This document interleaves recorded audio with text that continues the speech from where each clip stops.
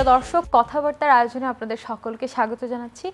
আশা করছি আপনারা সকলেই সুস্থ আছেন, সুন্দর আছেন এবং সুন্দর মন নিয়ে আমাদের টেলিভিশনের সামনে বসেছেন। প্রিয় দর্শক, চলচ্চিত্র আমাদের হৃদয়ের খুব কাছের একটি অনুষঙ্গ। সিনেমা দেখতে আমরা ভালোবাসি, আমরা হলে গিয়ে সিনেমা দেখি। আজকে আমাদের সাথে রয়েছেন একজন সিনেমা প্রেমী, সিনেমা পরিচালক এবং তাকে আমরা একজন চেঞ্জ মেকার্স বলতে পারি, কারণ সে সাহসের সাথে এই যে যুগের পর যুগ সিনেমার পরিবর্তন, সেই পরিবর্তনটাকে ধারণ করেছে এবং সেই অনুযায়ী নতুন নতুন সিনেমা আমাদেরকে উপহার দিচ্ছে, কাজ করে যাচ্ছে। আমাদের সাথে আছেন ঢাকার প্রাচীনতম সিনেমা হলের প্রতিষ্ঠাতা ইফতেখার উদ্দিন নৌশাদ। স্বাগতম, কেমন আছেন? হ্যালো, আসসালামু আলাইকুম। দর্শকদেরকে ঈদ মোবারক। ঈদ মোবারক। এবং যে কথাটি বলছিলাম যে মধুমিতা গ্রুপ এবং মধুমিতা সিনেমা হলের প্রতিষ্ঠাতা হিসেবে আমরা আপনাকে চিনি। শুরুতে এই মধুমিতা হলের কাহিনীটি শুনবো যে কোত্থেকে শুরু এবং গ্রুপের গল্প একটু শুনবো। মধুমিতার কিন্তু আজকে আমাদের 56 ইয়ার্স চলতেছে। ডিসেম্বর 1 ওপেন হয়েছিল 1967। এইটা আমার লেট ফাদার মোহাম্মদ সিরাজউদ্দিন, উনি তো ইন্ডাস্ট্রিয়ালিস্ট ছিলেন, বাট উনি এটা জিত করে উনি হলটা ওপেন করলেন আর কি। যে উনি মহানগর ছবি দেখতে চাইছিলেন, উনি এটা ফেস্টিভ্যালে বলাকায়। তো উনি আবার একটু বন্ধু বান্ধব নিয়ে ছবি দেখার ওনার শখ ছিল সব সময়। তো ওখানে টিকিট 2টা দেওয়া হয়েছে ওনাকে। তো উনি রিফিউজড, বললাম আমি 2টা না, আমার 10টা টিকিট দরকার, আমার 5টা 6টা টিকিট দাও। তো কর্তৃপক্ষ দেয়নি। তখন উনি একটা জিত করছেন যে আমি একটা সিনেমা করব, সিনেমা হল বানাবো। তো এই মহানগর থেকেই আমাদের উনি মানে সিনেমা হল করার জন্য একটা এমন জিদ ধরছেন। তো এই একটা এই প্রজেক্ট আসছে যে চ্যানেল সিনেমা লিমিটেড। ব্রজন দাস তখন আপনার চ্যানেল, ইংলিশ চ্যানেল ক্রস করলো, আর পাকিস্তান গভর্নমেন্ট আইয়ুব খান তাকে এই জমিটা দিছে for making A cinema hall বিনোদনের। তো এই সুযোগটা আব্বার কাছে আসছে, আব্বা হি টুক ইট। খুব চমৎকার কাহিনী, কিন্তু তার মানে আপনি উত্তরাধিকার সূত্রে পেয়েছেন এবং সেটার পরিচর্যা আপনি কিভাবে করছেন? এরপর আপনার কাছ থেকে আমরা কি পেলাম? আমার কাছ থেকে আপনারা যেটা পেয়েছেন দেখেন, উনি তো একটা জিনিস করে দিয়ে গেছেন, মানে এমন একটা বিশাল একটা, মানে আমাদের কিন্তু সিলিং কিন্তু আপনার পাকা, কিন্তু উপরে আরো 5 তলা উঠবে। তা আমার মানে বাই অ্যাক্সিডেন্ট বলতে হবে যে আই এম হিয়ার আমি কিন্তু পড়াশোনা করতেছিলাম লন্ডনে, আমি আর আমার মেজো ভাই। তো আব্বা মারা গেল 76-এ, আম্মা মারা গেল 74-এ। তো আসার কোনো প্রোগ্রামই ছিল না। তো এর মধ্যে আমার বড় ভাই আমাদেরকে ডেকে নিয়ে আসছে। আসার পর in a way I have no regrets একটাই, খালি পাসপোর্ট করা হয়নি আমার। পাসপোর্টটা ছেড়ে দিছি। আমি 12 বছর ছিলাম, আমার পাসপোর্ট আমি মানে I was entitled to a passport, but I didn't take it. তো ওইটাই মাঝে মাঝে ভিসার জন্য প্রবলেম হয়। Otherwise I have no regret. নিজের দেশকে ভালোবাসি, নিজের দেশে আসছি, অ্যান্ড অনেক উন্নতির দিকে নিয়ে গেলাম মধুমিতাকে। আমাদের একটা জয়েন্ট মানে এফোর্ট, আমাদের ভাইদের, আমাদের একটা 4 ভাই, আমরা 4 ভাইয়ের আমরা জয়েন্ট এফোর্টে এত দূর মধুমিতা আসছে, যেটা বললাম আজকে 56 বছর। তো এইটাতে আপনি ধরেন আমাদের ডলবি সিস্টেম নিয়ে আসছি আমরা সাউন্ডে। তারপর এখন স্ক্রিন আমরা চেঞ্জ করছি 2বার 3বার, এখন নতুন স্ক্রিন লাগছে, ঈদ থেকে চলতেছে নতুন সিলভার স্ক্রিন, ওটাও। আর 7.1 আমরা আরও উন্নত মানের সাউন্ড সিস্টেম নিয়ে আসছি মধুমিতায়। তো এখন আমাদের অনলি প্রবলেম যেটা এসির প্রবলেম আছে, যেটা ঈদে আমরা ফেস করতেছি। কেন যে কথাটা বলা হয়েছে যে হল বন্ধ হয়ে যাবে, মধুমিতা বন্ধ হলে আমরা প্রেস কনফারেন্স করে বন্ধ করব। কারণ এখন যে হলের একটা প্রবলেম যেটা আছে, আমাদের কন্টেন্ট নাই। এই ধরেন আমাদের এখন তাণ্ডব চলতেছে, তাণ্ডব 4-5 সপ্তাহ পরে হয়তো কন্টিনিউটিতে যেগুলো আছে, উৎসব আছে, হয়তো ইনসাফ আছে, তারপর তো আমাদের আর কোনো ছবি নাই, তখন তো হল বন্ধ হয়ে যাবে। এই বন্ধ থাকলে কিন্তু আমাদের প্রবলেম হয়, মেশিনারিজগুলো প্রবলেম হয়। এসি, স্পেশালি এসি যদি আমরা না ছাড়লেও প্রবলেম, বিকজ খালি হলে ছাড়লে আপনি কতক্ষণ আপনাকে 1-1.5 ঘন্টা 2 ঘন্টা চালাতে হয়। তো কারেন্ট তো আপনার অনেক চলে যায়। এবং এই যে এই কথাটা থেকে আমার মনে পড়লো যে অনেক অনেক সিনেমা হল কিন্তু বন্ধ হয়ে গিয়েছে বাংলাদেশে। সিনেমা হলে গিয়ে দেখার ইটাই উঠে গিয়েছিল একদম মাঝখানে। এবার আবার গত 2 ঈদে আমরা হলে গিয়ে সিনেমা দেখছি। এই যে সিনেমা হলগুলো বন্ধ হয়ে যাচ্ছে, মানুষ সিনেমা বিমুখী হচ্ছে হলে গিয়ে দেখার থেকে, এই জন্য সরকারের বা জনগণের কি করা উচিত আসলে? জনগণ তো দেখে আসে সরকারের দিকে, সরকারকে আসতে হবে, তাদেরকে এগিয়ে আসতে হবে। যে গত সরকার একটা অনুদান দিয়েছিল, তার একটা মানে একটা টাকা, কত কোটি টাকা যেন দিয়েছিল, কিন্তু আমাদের কন্টেন্ট করতে হবে। ফার্স্ট এনশিওর করতে হবে যে উই নিড 52 সপ্তাহ, তাই না? আমাদের 30 সপ্তাহ আমাদের খাদ্য দরকার। যেন আপনাদের টিভি চ্যানেল চলে, আপনাদের এই 24 আওয়ার্স চলতেছে কেন? আপনি 12 ঘন্টা চলে না, আবার 12 ঘন্টা রিপিট হয়, তাই না? বিদেশের জন্য ওখানে আপনার হয়তো দিন, আমাদের এখানে রাত্র। তো আমি মনে করি যে সরকার যেটা যে অনুদানের ছবির যে একটা টাকা দেয়, এইটা আপনার কমার্শিয়াল ছবির জন্য দেওয়া উচিত। এই যে এখন তো দেখেন আমাদের যে বললো যে আমাদের মেধা নাই, মেধা আছে, এই ছেলেদেরকে নিয়ে আসতে হবে, যারা তাণ্ডব দিছে, যারা বরবাদ দিছে, this young generation they are giving miracle করতেছে এখন। তো তাদেরকে আমার মনে হয় সরকার এই বিনোদনের টাকাগুলো তাদেরকে দিলে একটা আপনার পজিটিভ একটা রেজাল্ট আসবে। তখন এই হল আবার হলে লোকজন ফিরে আসবে।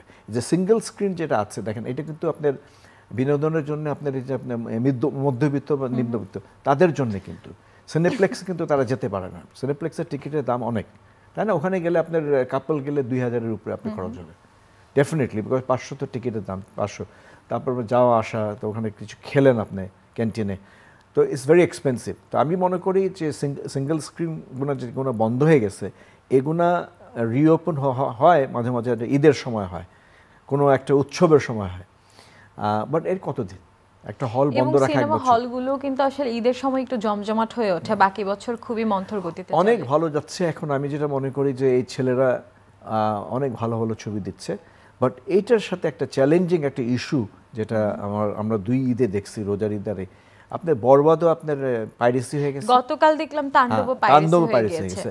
তো এইটা আমি মনে করি যে এটা খুব খারাপ একটা দিক, যেটা এত কষ্ট করে ভীষণ ক্ষতি আমাদের ক্ষতি, তার তো টাকাও কভার হবে না। কেন আপনি এখন বাংলাদেশের ছবিগুলো যে একটা যে ইয়েতে গেছে, একটা কি বলে ফরম্যাটে যাচ্ছে, আপনার ইন্ডিয়ানকে হার মানায় দিবে আমি মনে করতেছি, আপনার তামিল ছবিদেরকে হার মানায় দিবে। মানে আওয়ার মুভি, এই যে পাইরেসি হয়ে যাচ্ছে, আসলে এখানে কি অথরিটি বা টিম কি দায়িত্বহীনতার পরিচয় দিচ্ছে বা কিভাবে হচ্ছে? জি জি, আমার মনে হয় সরকারকে আপনার আমার তো মনে হয় তাণ্ডবের ডাইরেক্টর বলছিল, আমি একটা ইউটিউবে দেখলাম তার ইন্টারভিউ, যে হাত দিলেই তারা ধরা খাবে। তো ওই জিনিসটা তো হলো না। তো যেটা বললো যে তারা যদি কোনো একটা শর্ট যদি তারা নেয় সিনেমা হল থেকে, তারা ধরা খাবে, কিন্তু তো ধরা খেলো না। তো সরকারের আমি মনে করি যে এটা দেখা উচিত, কেন এত পয়সা খরচ করে। তো এই যে এত বড় পয়সা খরচ করছে বরবাদ, এত পয়সা খরচ করে তাণ্ডব, তো এরা তো ডিসকারেজড হয়ে যাবে। এখন 2টা ছবি না বানায় একটা ছবি বানাবে, এখন একটা ছবি বানানোর তাদের একটা মানে এখন দ্বিধাবোধ করবে যে আমি ইনভেস্টমেন্ট তো উঠে আসবে না, ইনভেস্টমেন্ট না উঠে আসলে আপনাদের যে কমার্শিয়াল মুভি বানিয়ে তো তাহলে লাভ নেই। মানে অনেক পয়সা খরচ করতেছে তারা, which is a good sign। এই পাকিস্তানে আপনার বিদেশে কিন্তু আমাদের ছবিগুলো এখন যাচ্ছে, আপনার যেখানে যেখানে বাঙালিরা আছে ওখানে যাচ্ছে, ছবিগুলো আপনার মেইন হলে চলে, সিনেপ্লেক্সে চলতেছে, অ্যান্ড ওখানে তো পয়সা দিয়ে তো আপনার রেন্ট করতে হয়, তাই না? তো ওখানে আপনার বাংলা ছবি দেখতেছে, অ্যান্ড দর্শকরা কিন্তু দে আর ফিলিং গুড। তারা বলতেছে না যে আমি একটা বাজে ছবি দেখে বেরিয়েছি, যে তোমাদের দেশে বাংলাদেশে আমাদের ছবি এত মানে উন্নতি করছে যে আমাদের এখন ভাল লাগতেছে না। এবং তরুণ প্রজন্মকে আরও সিনেমামুখী করার জন্য আর নির্মাতা আরও তৈরি করার জন্য আসলে সরকারের কি করা উচিত? সরকারের আপনার যে মেধাগুলো আছে, যেগুলো আপনার ভালো ভালো মেধা, এদেরকে আমার মনে একটা প্রশিক্ষণের জন্য বাইরে পাঠানো উচিত, তাই না? ডাইরেকশনের জন্য বাইরে পাঠানো উচিত। আর স্ক্রিপ্ট, আমাদের মেইন হলো স্ক্রিপ্ট। একটা বিল্ডিং বানাতে গেলে আপনার কনস্ট্রাকশন, স্টিল, আপনার সিমেন্ট, তো আমাদের কিন্তু সিনেমা কিন্তু একটা স্ক্রিপ্ট, কিন্তু স্ক্রিপ্টটা আমরা স্ক্রিপ্ট রাইটারদেরকে আমরা কিন্তু মূল্যায়ন করি না। ওদেরকে একটা লামসাম দিয়ে দিই, লামসাম দিয়ে দিলেই যে হয়ে যাবে না। আমি মনে হয় they should be a part of the movie. তাদের একটা পার্সেন্টেজ থাকা উচিত, যে বিদেশে যেভাবে থাকে। আমি মনে করি ওটা করলে ভালো হবে, ছবি তখন আপনার ভালো কোয়ালিটি মুভি আসবে, ফ্যামিলি মুভি আসবে। আর আমাদের যে এখন যেটা অ্যাকশনের দিকে চলে গেলাম আমরা, তো ওইটাও কিন্তু ভালো না। এবং আপনার কি আসলে মনে হচ্ছে যে এত বেশি ভায়োলেন্স দেখানোর ফলে তরুণ প্রজন্ম আসলে এটা তারা প্রভাবিত হচ্ছে? কারণ আমরা ঈদেও যতগুলো সিনেমা দেখেছি, এই ঈদেও যতগুলো সিনেমা আসছে, বেশিরভাগের মধ্যেই খুব বেশি ভায়োলেন্স আমরা দেখতে পাচ্ছি। একই ঘটনার হয়ে যাচ্ছে না? একই ঘটনা হয়ে যাচ্ছে, কিন্তু এখন কি করবে তারা? সাউথের ছবি দেখে, তারা ইন্ডিয়ান ছবিগুলো দেখে, ওগুলোতে অনেক ভায়োলেন্স, তো ওখান থেকে কিছু মনে আসছে। আগে কিন্তু আমাদের ন্যাশনাল ফিল্ম যেটা আমাদের জাতীয় চলচ্চিত্রতে তো আমাদের কালচারটাকে রিপ্রেজেন্ট করা ডেফিনেটলি করা উচিত, আর প্রেমের ছবি করা উচিত। এবং সেগুলো কেন হচ্ছে না? তারা একটা মজা পেয়ে গেছে অ্যাকশন ছবি করে, অ্যাকশন ছবি করে রিটার্নটা ভালো আসছে, হ্যাঁ ভালো হচ্ছে, এটার জন্য তারা করতেছে। আমার মনে হয় অচিরে আমার মনে হয় আসবে। মানুষ তো যে এই অ্যাকশন দেখতে দেখতে আপনার বোর হয়ে যাচ্ছে, তো they will have to come back. এখন শুনলাম যে এই যে একটা ছবি আপনার জয়া হাসানের একটা ছবি উৎসব ছবিটা কিন্তু ওটা অনেকগুলা এখন স্ক্রিনিং পাচ্ছে, অন্য ঘরানার একটু হয়েছে। আর এই ছবিটা কিন্তু আমার হলে শুটিং হয়েছে, সারাদিন শুটিং হয়েছে। এবং আমরা একটু মধুমিতা গ্রুপের চলচ্চিত্রের ব্যাপারেও শুনি, অনেক আগে আমরা বিভিন্ন চলচ্চিত্র দেখেছি, এখন কেন পাচ্ছি না? আসলে এই মধুমিতা প্রোডাকশনটা আব্বা থেকে আমার বড় ভাই নিচ্ছে, ঠিক আছে? তো বড় ভাই নেওয়ার পর উনি দেখতেন, তো হি হ্যাড এ আর্লি একটা মৃত্যু, ওনার 92-তে উনি মারা গেছেন। তো 92-তে মারা যাওয়ার পর উনি কিন্তু ছবি প্রোডাকশনগুলো দেখতেন। তো আমার ইচ্ছা ছিল, কিন্তু আমাদের তো ডাইরেক্টর, আমাদের টিম আছে, তো আর দুই ভাই তারা চায়নি প্রোডাকশনে যাওয়ার। তো উনি লাস্ট দুইটা ছবি করার পর আমরা আর কোনো প্রোডাকশনে যাইনি। আমার ইচ্ছা আছে, আমি করবো। আমি নাটক করতেছি এখন, 2টা নাটক অলরেডি আমার রেডি আছে, ইনশাআল্লাহ নতুন চলচ্চিত্র পাওয়ারও প্রত্যাশা রাখছি। জি, আর মধুমিতা কিন্তু ভালো ভালো ছবি দিয়েছে। আপনার দেখেন আগুন, যে আগুনের আপনি তো বোধহয় তখন জন্মাননি আপনি, তারপর দূরদেশ দিলাম আমরা, এটা জয়েন্ট দূরদেশের আগুন আর কথা কিন্তু আমরাও শুনেছি, যারা তরুণ প্রজন্ম দেখেছি। মিস লঙ্কা আমরা দিয়েছি, আমরা ওই গল্পগুলো একটু শুনি একটা সিনেমা করে। দূরদেশ ছবিটা এটা একটা জয়েন্ট ভেঞ্চার আসছে আপনার এতেশাম সাহেবের কাছে। তো ওই সময় এরশাদ সাহেব প্রেসিডেন্ট ছিল। তো এতেশাম সাহেব একটা বিজ্ঞাপন দিছে পেপারে যে এই ছবিটা আমরা অচিরে বাংলাদেশে রিলিজ হবে, জয়েন্ট ভেঞ্চার। কাস্ট দিছে Shashi Kapoor, Sharmila Tagore, Raj Babbar, Parveen Babi, Babita from Bangladesh and Nadeem from Pakistan. তো এত বড় কাস্টের ছবি আমরা তো খুব দেখে তো আমরা এই ছবিতে অনেক ভালো যাবে। তখন উনি আর প্রডিউসার পাননি। তো আমার সাথে একদিন গুলিস্তানে দেখা হয়েছে, আমি একটা মিটিং থেকে বের হলাম। তো এতেশাম আমাদের আত্মীয় হয়, তো চাচা করে ডাকলাম, চাচা এই ছবি কি হচ্ছে? বলে হ্যাঁ হচ্ছে, বাট ভাতিজা আমার তো প্রডিউসার নাই, তো তোমরা কি এটা প্রডিউস করার জন্য আগ্রহী? আমি বললাম যে হ্যাঁ, আপনি আসেন হলে, আমরা বসে কথা বলি। তো ওখান থেকে একটা কথায় আমরা রাজি হয়ে গেছি। এই যে যৌথ প্রযোজনার কথাটা আসলো, এখন যৌথ প্রযোজনার কি অবস্থা? এটা সরকারের দিক থেকে বন্ধ করা আছে। আমি বলবো এটা সরকারকে যদি আগে কেউ বন্ধ করে রাখে, এটা ছেড়ে দেওয়া উচিত। কারণ এটার জন্য কিন্তু আমাদের ইন্ডাস্ট্রি অনেক অনেক ডাউন হয়ে গেছে। কারণ এই জয়েন্ট ভেঞ্চারে কি হয়, 50-50 আপনার হয়, টাকাটা আপনার ডিভাইড হয়। তো ওখানে এখন যদি আপনি 1 কোটি করেন, আপনি 50 লাখ দিলেন, 50 লাখ টাকা একটা ছবি পেয়ে গেলেন। What you have to do is just dub the movie, তাই না? আপনাকে ডাব করতে হয়। ওরা উর্দুতে করবে, একটা ল্যাঙ্গুয়েজে হয়। যদি আপনার ইন্ডিয়া যদি থাকে ও হিন্দিতে করবে, আর পাকিস্তান যদি থাকে উর্দুতে করবে। তো এটা আমাকে বাংলায় করে দিতে হয়। অ্যান্ড অনেক ছবি কিন্তু আগে আসছে, যেগুলো আপনার রাজেশ খান্না ছিল, আপনার মিঠুন চক্রবর্তী, তখন একটা ছবির একটা কিন্তু বাজার অনেক ভালো ছিল। তো এখন ওই জিনিসটা বন্ধ হয়ে গেছে, ফেস্টিভ্যালগুলো বন্ধ হয়ে গেছে। আসলে উপভোগ করতে সেই সব ছবি, কিন্তু এখন হচ্ছে না কেন? আসলে সেখানে সমস্যাটা কোথায়? এই যে আমি যে কথাটা বললাম, আপনার মিনিস্ট্রি অফ ইনফরমেশন থেকে একটা ওখানে সাইলেন্ট না করা আছে আর কি, কোনো লিখিত নাই, বাট সাইলেন্ট আপনি করতে গেলে আপনাকে কথাটা থেকে একটা কথা আসে যে আমাদেরকে কিন্তু আসলে ফ্রিডম অফ এক্সপ্রেশন দিয়ে দেওয়া হয়েছে, দিয়ে দেওয়ার পর বিভিন্ন জায়গায় এটা করতে পারবে না, এটা করতে পারবে না। সেন্সর বোর্ডের কথাটা বলছি, সেন্সর বোর্ড আসলে কি করছে এখন? যারা সিনেমা নির্মাণ করছে বা নাটক বানাচ্ছে, তারা কি নির্দ্বিধায় সেটি প্রকাশ করতে পারছে, নাকি সেখানেও চ্যালেঞ্জের মুখোমুখি হতে হয়? চ্যালেঞ্জে তো ভায়োলেন্স থাকলে তো চ্যালেঞ্জ হইতেই হয় আপনি, কারণ ওখানে তো সরকারের লোক থাকে, মিনিস্ট্রি অফ ইনফরমেশন। আমি তো সেন্সর বোর্ডে ছিলাম 6 বছর, মিনিস্ট্রি অফ ইনফরমেশনের লোক থাকে ওখানে, আপনার হোমস থেকে লোক থাকে। তো ওরা বেশি ভায়োলেন্সটা দেখলে ওটা আপনার। কিন্তু এই যে আমি কোনটা করতে পারবো কোনটা করতে পারবো না, যখন আমি সিনেমা নির্মাণ করছি, এই সম্পর্কে তো কোনো শিক্ষাও তো দেওয়া হয় না। তাহলে জানবে কিভাবে মানুষ বা যে সিনেমা নির্মাণ করছে? একটা সুষ্ঠু শিক্ষার তো দরকার আছে, নতুন প্রজন্মকে সিনেমা নির্মাণে আগ্রহী করে তোলা। এটা আপনি একদম পজিটিভ কথা বলছেন। এটা বলে দিলে মনে হয় জিনিসটা, যেমন আপনার সেক্স ভায়োলেন্স, আচ্ছা ভায়োলেন্স থাকে, কিন্তু সেক্স তো আমাদের এখানে এক্সপ্লিক দেবে না, তারা জানে কিন্তু এটা। এবং যারা সিনেমা বানাচ্ছে, নাটক বানাচ্ছে, তারা কি আসলেও জানে যে সিনেমা কাকে বলে, নাটক কাকে বলে, কি কি বিষয় থাকতে হবে? আমার মনে হয় শিখতেছে তারা। আমি তাদেরকে ইয়ে করবো না, ডিগ্রেড করবো না, বাট দে আর লার্নিং। আরেকটু কথা বলি যে মিস লঙ্কা সিনেমাটা নিয়ে, এটা কিন্তু খুবই ব্যবসা সফল সিনেমা ছিল, সেই স্টোরিটা একটু শুনি। মিস লঙ্কা আমাদের শ্রীলঙ্কায় শুটিং হয়েছে। ববিতা ছিল বাংলাদেশ থেকে, ফায়সাল ছিল আপনার, ফায়সাল এখন টিভিতে অনেক বড় একজন, বয়স হয়ে গেছে, যে বিগ স্টার, এখনও তার নাটক দেখি মাঝে মাঝে পাকিস্তান পিটিভিতে। আর শ্রীলঙ্কা থেকে একটা আনুজা বলে একটা মেয়ে ছিল। তো এই ছবিটা এন্টায়ারলি শুটিং হয়েছে আপনার শ্রীলঙ্কায়। এখানে গানগুলো খুব ভালো ছিল। খুরশিদ আলম একদিন বলছিল যে আমার কিন্তু যৌবন একদম চলে গেছিল ইন্ডাস্ট্রিতে, আপনার এই মিস লঙ্কার জুড়ি করেছে আমার মনটা, হায় রে হায় মিস লঙ্কা, এটা করে আমি আবার পাবলিকের কাছে আবার ফেমাস হয়ে গেছি। তো এই ছবিটা আসলে খুব ভালো গেছে। এটা লাইট কমেডি ছিল, but it did a very good business. But ওর চেয়ে বেশি বিজনেস করছে আপনার দূরদেশ, যে গানটা ছিল যেও না সাথী আপনার হাদি সাহেবের। ওই ছবিটা কানাডাতে এন্টায়ারলি শুটিং হয়েছে, ওটাতে আমি ছিলাম, কানাডায় আমি ছিলাম, এতে শ্যাম সাহেবের সাথে ছিলাম। And that was wonderful meeting Sharmila Tagore, আপনার তারপর আপনার Shashi Kapoor became my friend, because ওর তো ইংলিশ ছবি অনেক ইম্পোর্ট করছি আমি। তো ওটার সাথে আমার সাথে লন্ডনের পরিচয় হয় দূরদেশের আগে। তো ওনার সাথে আমার একটা ভালো একটা সম্পর্ক ছিল।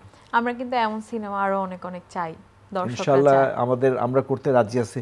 পাকিস্তানি যে আমার সাথে পাকিস্তান প্রডিউসাররা যারা করছে, তারা এখন ওয়েট করতেছে যে আপনাদের গ্রিন সিগন্যাল পাইলে আমরা ছবি করতে রাজি আছি।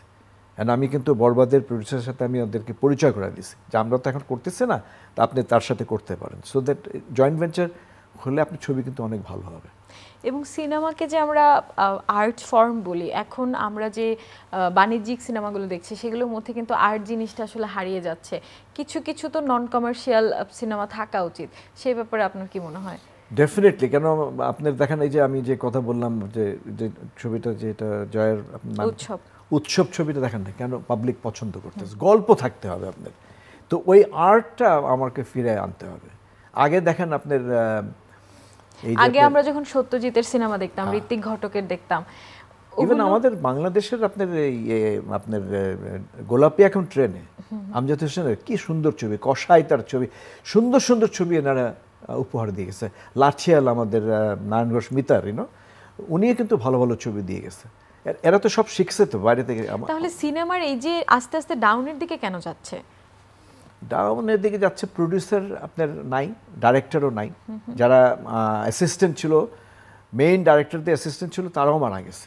তো ওই দিকে আপনার যাচ্ছে না। আর আমাদের সিনেমা হলের সিনেমাতে আপনার মেইন স্ট্রিম সিনেমা আমাদের নায়ক নায়িকা নাই। টিভিতে কিন্তু আছে, কিন্তু সিনেমাতে আসতে তারা ভয় পায়।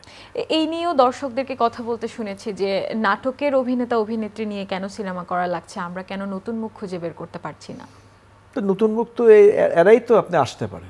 ইন্ডিয়াতে কি হয় আপনার, বাইরে কি হয় আপনার, ওরা কিন্তু ইয়েতে আসে। কিন্তু এর মাধ্যমে একটা পজিটিভ দিক অবশ্যই হচ্ছে, আমরা ভার্সেটাইল বিভিন্ন জিনিস দেখতে পাচ্ছি, কিন্তু নতুন মুখ তো সৃষ্টি হচ্ছে না সিনেমা জগতে। নতুন মুখটা দেখেন, আমার মনে হয় সরকারকে বা এফডিসির যে একটা রোল ছিল আগে, ওই রোলটা কিন্তু এখন নাই। এফডিসিতে আস্তে আস্তে করে বন্ধ হয়ে যাচ্ছে। আগে আপনার কর্নেল শাহাবুদ্দিন ছিলেন, উনি কিন্তু নতুন মুখের একটা প্রোগ্রাম করতেন উনি।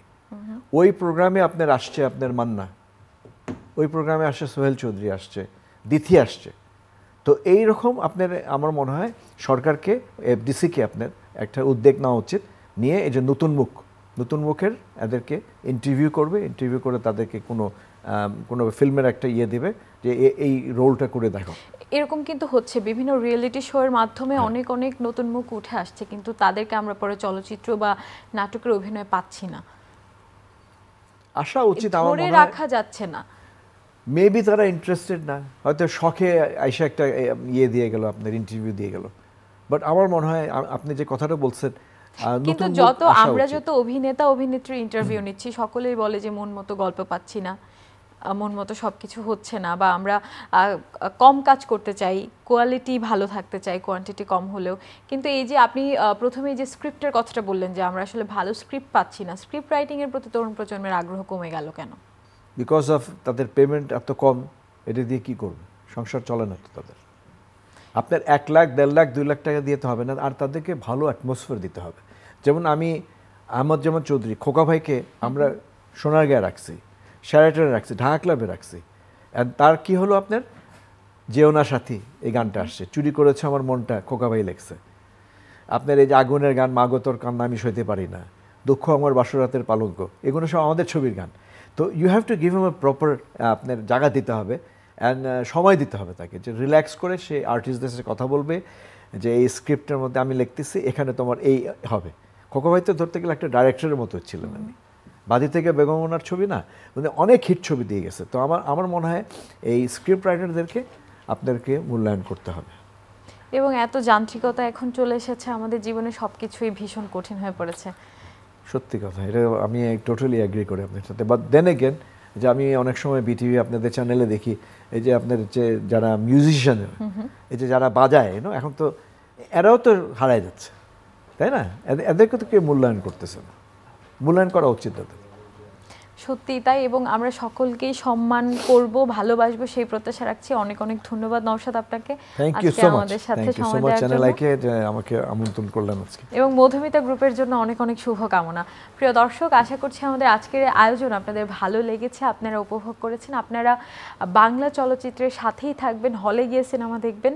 এখন ঈদের পর কিছু কিছু সুন্দর সিনেমা, যেসব সিনেমা ঈদ উপলক্ষে এসেছে, সেসব সিনেমা আপনারা হলে গিয়ে দেখবেন এবং উপভোগ করবেন, সেই প্রত্যাশায় আজকের কথাবার্তার আয়োজন থেকে বিদায় নিচ্ছি।